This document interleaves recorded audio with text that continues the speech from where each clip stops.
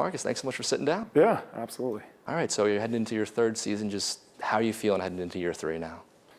I think there's the excitement you have going to any football season, and obviously this one would be different than the last two just because of the experience you have. But I'm excited, and I'm excited. These guys work really hard, and you get evaluated off of 12 guaranteed opportunities. But this time of preparation in the fall training camp is so critical to produce the success that you want. And so I'm excited to do it with this group of young people and this great coaching staff. And we just got to continue to prepare the right way, and we'll get to the season here soon. Of course, and I mean, year 3, it's always talked about as that's a big year for college coaches. Personally, have you noticed anything different or heading into this season?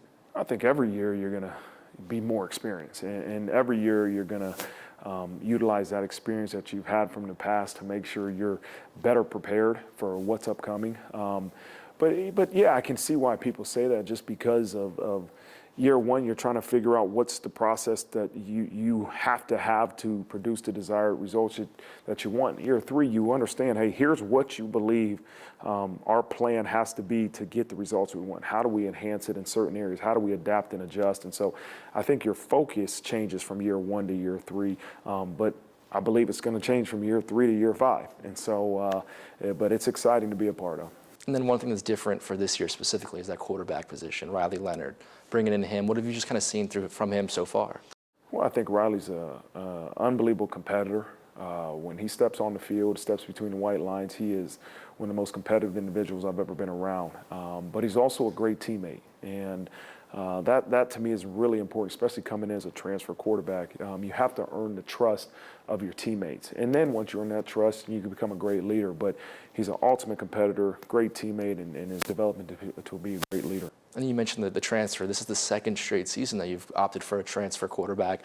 Why specifically that position? Are you looking to transfer portal? Well, I think we were looking at, number one was the numbers that we had in that room. And if somebody transfers, you want to make sure you can keep 4 guys on scholarship, but for sure 3. And we decided last season that, hey, we're probably going to have to bring in a transfer quarterback as we look forward to the upcoming season. And it was the right decision. And but we have a lot of confidence of all the quarterbacks in that room. And that's the one thing that's a reflection of Coach Kaduli and Coach Denbrock, our offensive coordinator. They've created a great culture in that quarterback's room. And those guys have healthy competition. They're going to compete against each other, but at the end of the day, they're going to make each other better, but they're going to support the guy that's on the field. And then not just the quarterback position, but other positions as well. You brought in 9 transfers this past offseason. Just how have you kind of seen the transfer portal shape this roster over your 3 years here? Well, I think our focus is to make sure we build our foundation in high school recruiting. And that's going to continue to be our focus as we move forward. But, the transfer portal is a way that you can really attack deficiencies you believe you have in your current roster. How can we enhance it? How can we make this position better? And that's where we've utilized the transfer portal. But again, our philosophy movement is going to continue to be is high school recruiting. Of course. And then one part of the ball, one area where you have a lot of guys coming back is on the defense. Guys like Cross and Watts coming back. I'm wondering, what was the pitch to them? Hey, come back for the 2024 season. Well, I think that there's multiple different reasons why they decided to come back, but ultimately they wanted to come here and compete for a championship in their last year and to be a part of this football program in this university. And that's ultimately why they came back. And then I think there's individual goals of improving your NFL draft stock and being a part of a special defense. But I think the biggest thing for them was, hey, the opportunity to come back, be a part of this football program for another year and compete for championships. And then after that, hey, let's improve my NFL draft stock. Another player I want to touch on is Jordan Faison, one of the more interesting cases of an athlete here at Notre Dame. I mean, how has that kind of been helping him balance the lacrosse and football? Well, I think that what Jordan has learned, and we're all learning, is, okay, how do you physically handle the demands that football presents and lacrosse presents? And I think we've had a great plan with our sports performance staff and really communicating with each sport. And, okay, what is he doing today there? What can we do to supplement what he's done with the physical demands of the other sport? But he's a great competitor. He's an unbelievable athlete, as you've seen the things he's done on the football field and on the lacrosse field. And we're sure glad to have him part of this football team. Of course, and then now looking towards this season, the schedule gets started with a pretty tough first game. Does that change anything out of the gate, having such a tough first opponent? No, not at all. I think every year you prepare to win, and I don't care if your opponent is Ohio State my first year, Navy the second year, or Texas A&M the third. You're going to prepare to win, and you got to make sure you're physically and mentally ready to go when that opportunity presents itself. But we don't. The excitement of practicing, the way you practice, to me really doesn't change. Now, schematically, it will change because of Navy last year. They have a different offense, but you're going to prepare to win. You get 12 guaranteed opportunities, and no matter who that opponent is, you're going to prepare to win that game. And then another one of those 12 opportunities is the game against Army at Yankee Stadium. Such a historical game coming 100 years after the first Notre Dame national championship. What does it mean to you to coach and take part in a game like that? Well, it's exciting. Anytime you get a chance to play a game at Yankee Stadium, that's historic. Just the greatness and the history and the excellence that comes with that program is something that's so special. And then, play Army, who we've played for many years, and to play Army in the 100-year reunion of that first game is exciting. It's something that really, you look back in history, reminds you of the opportunity you have to be a part of it now. But I'm sure when it gets here, we'll be ready to roll. But that opportunity to play in that stadium is going to be fun. Should be a really cool one to play a football game there. Oh, yeah. And then this season's also a new season in college football in general, the 12-team playoff. How does that maybe change your mindset heading into this year? Well, I don't think the mindset changes so much in terms of, as I said earlier, you're preparing to win every game you play.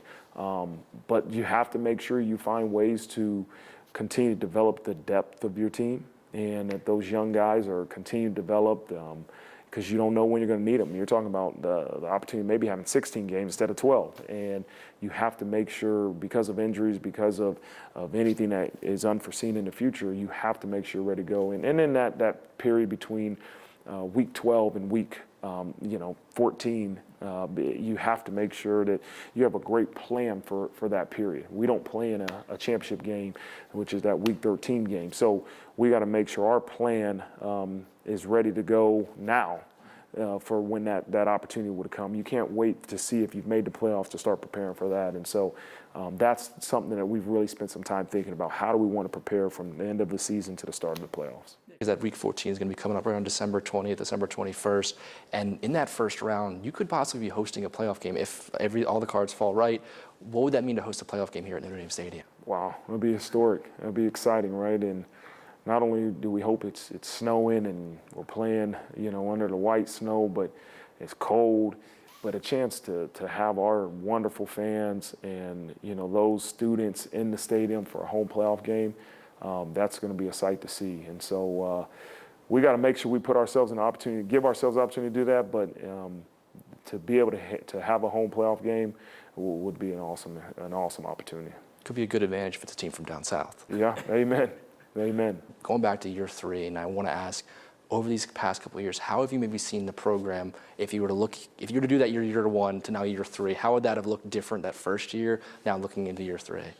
Well, I think, number one, it starts with your players, right? Your players have changed from year 1 to year 3. And every year the challenge is to take this group of talent, whoever this group is, and to develop it, and to give yourself as an individual and as a football program a chance to reach its full potential.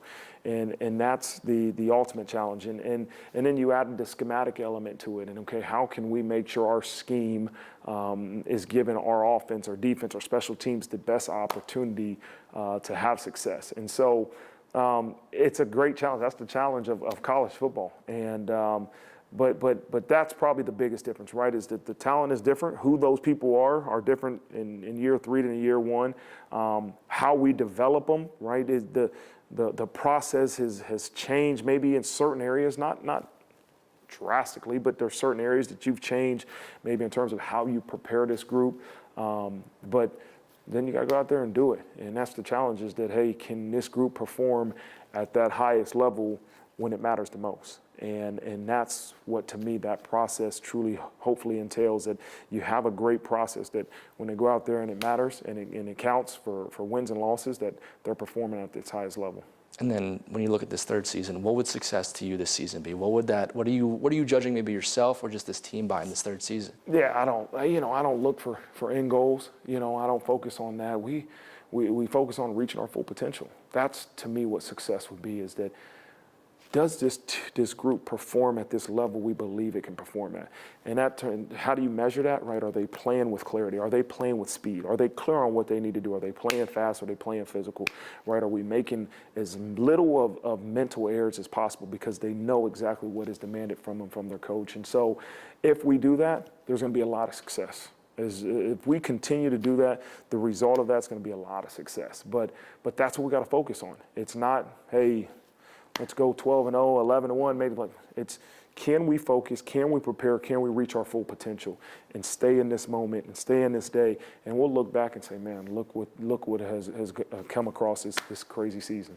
And then this schedule, you're traveling around a lot, some neutral site games, home, then away. How do you kind of keep that team? How do you kind of keep the team focused, like you said, on that week by week, and not let anything, you come back from Atlanta or something, a hiccup? I think my messaging has to be consistent in terms of what I say to them, but then they got to make the choice. All right? We have a saying around here: your choices reflect what you value. If you truly believe that staying present, staying in the moment is what matters to having success, then you'll make that choice to do it. And so at some point, you have, as an individual, have to make that choice to make sure you're eliminating as many distractions as you can, because there's distractions all over the place. And we have to make sure we're doing that. But my message to the group has to be consistent when I preach, hey, stay in the moment, eliminate distractions. This is what it's going to take to have success, right? Stop worrying about the future. Don't worry about the past. You learn from the past, but you stay in the present. And if we can do that, then we'll have a lot of success. Of course, and then part of that messaging coming from this coaching staff. There's some new faces on the coaching staff this year, including offensive coordinator Mike Denbrock. Can you talk a little bit about bringing him in and how this offense is looking? Yeah, obviously Coach Denbrock, we spent 4 years together at Cincinnati, so we have a lot of familiarity with each other, and he did a great job at LSU over the past 2 years, and the chance to bring him back to Notre Dame was a great opportunity, the one that he obviously accepted. And so he's done a great job in his 7 months here in terms of just getting this group to understand what his expectations are in terms of his standards, like how we practice, how we prepare, but also understanding the schematic aspect of what he needs them to do. But that's what training camps for us, is to how can we make sure that we're giving our guys clarity in terms of what we demand and what we expect from them. And then when they're not practicing to that standard, we're holding them accountable. And so he's done a great job of really figuring out, hey, who are the guys on this offense that I believe will help us have success, and then putting them in positions to have success. He didn't come in here and say, this is my scheme, how do you fit it? It's, okay, let me evaluate the personnel. Who are the strengths of this offense, and how can we find ways to put them in position to have success? And then this offense, we already talked about Riley Leonard, but new guys on the outside like Bo Collins, Chris Mitchell, wide receiver, Jeremiah Love in the backfield, getting more touches this year. I mean, how has that process kind of been? A lot of new pieces, a lot very quickly in a new offense. How's that process been scheming around those specific players? Yeah, it's been good. It's something that takes time, right? But I think all those names you just mentioned have all bought into this university and this football program, and that's what you need them to do, is to still put the greater good of Notre Dame football in front of yourself, and they've done that, and that's what I'm excited for. They're all playmakers. We're going to have to find ways to get the ball in their hands, but that's a great problem to have. That is a good problem to have. But I do want to touch on another problem, the offensive line. You've dealt with an injury there recently, and then you lost a couple players to the draft. I mean, how do you kind of make sure that position group is ready to go when it comes to week one with all this turnover? Yeah, that's the goal of any coach, right, is to make sure they're ready to go in terms of how you prepare them. But that's why you have depth. Right, we recruit great players here, and not all of them get a chance to play right away. And there's a lot of players in that room that can really get done what we expect out of them. And so I'm excited for whoever those 5 guys are going to be when we take the field versus Texas A&M. I know we have overly qualified individuals in that room that can perform what will be asked of them when it matters the most. But right now we got to continue to make sure that we're doing the things in practice to give them a chance to have that success when we get down to Texas A&M. You kind of mentioned there the high school recruiting, having the depth. I mean, that's something we talked about a little bit earlier.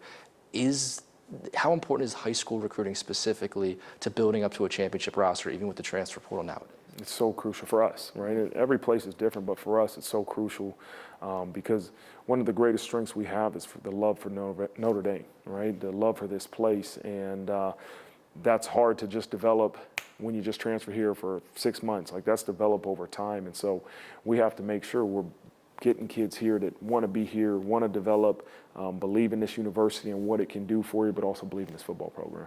And what can this university, what can this football program do for these kids? Well, I think as a football program that you give them a chance to reach their goals, right? Is that, whatever their goals they may have, we want to make sure we give them an opportunity to reach that. Now, how do you do that? By reaching full potential. If you reach your full potential, we'll see if that's good enough to take you to the NFL, to win the championships that we all aspire to have. But what this university can do for you is tremendous, right? And then we have an unbelievable network. Our education is so special. The alumni, this place is going to give you an opportunity to have success for the rest of your life once you go through it. And so that's the opportunity that they have in front of them for sure.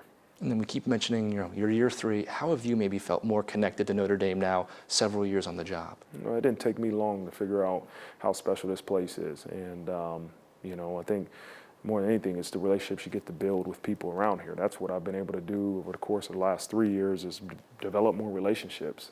But I knew right away how special this place is, and I get a chance to see it over and over and over. When I get a chance to speak to people or see it through our players, it's a special, special place.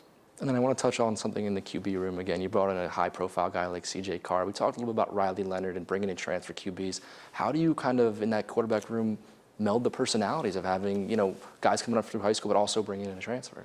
What's called healthy competition, right, is that all those guys competing against each other are going to bring out the best in them. And it's also understanding that there's delayed gratification. And, I know it's a challenge for many people that are so used to instant gratification, but you have to value delayed gratification. You have to value choosing hard today, and the hard work of today might not give you the rewards you want today, but guess what? If you do it today, the future is extremely bright. But you have to understand there's a lot of hard work from now until then to get that. And so I think that's the biggest thing that quarterback's room and all of our young players, older players have to understand, that you have to value delayed gratification, because instant gratification, it doesn't happen with major success. And then, you've been coaching in college now, as assistants for a while now. Have you noticed pitching that delayed gratification? Is that harder these days with things like the transfer portal in the sport?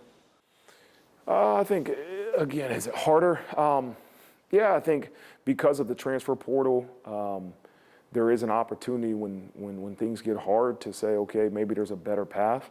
But that's our job. That's our job as coaches, is to have relationships with young people and to make sure they understand what the future holds for them at the place they're at, especially here. And so if we don't do a good job, we'll lose a lot of guys. But I believe we have the right coaches that spend so much time investing in young people and developing relationships that those young people understand and can trust the coaches when we say those things. I was going to say, is that how you're able to keep trying to retain people on your roster these days when there is the option to go somewhere else? 100% is relationships. It's relationships and trust. And that takes time. It's intentional. It's hard to build, easy to lose. But if you have a great relationship, you have that trust, you'll be able to keep those young people here, if it's what's right for them. Of course. And then, speaking of relationships, as a former player yourself, how does that help you build these relationships with these players? I think just knowing that, listen, I've been through what we're asking you to do. I know the demands of being a college football player, being a student athlete. I know what it takes to go on to the NFL. But I also want you to understand that there's challenges that you need to face, and there's times you need to be challenged to get outside your comfort zone if you want to reach those ultimate goals. And so they have to trust me when I'm challenging them, and when we challenge them to do things that might not be so comfortable, that the result of that's going to be tremendous success. Going into this season, just what is the overall message to this team heading to 2024? Stay in the moment, win the moment. Very clear. Don't worry about the future. We learn from the past. Stay in the moment, win the moment. Of course. Thank you so much, Marcus. Awesome. Thank you. Nice meeting you. Appreciate it. Thank you, guys.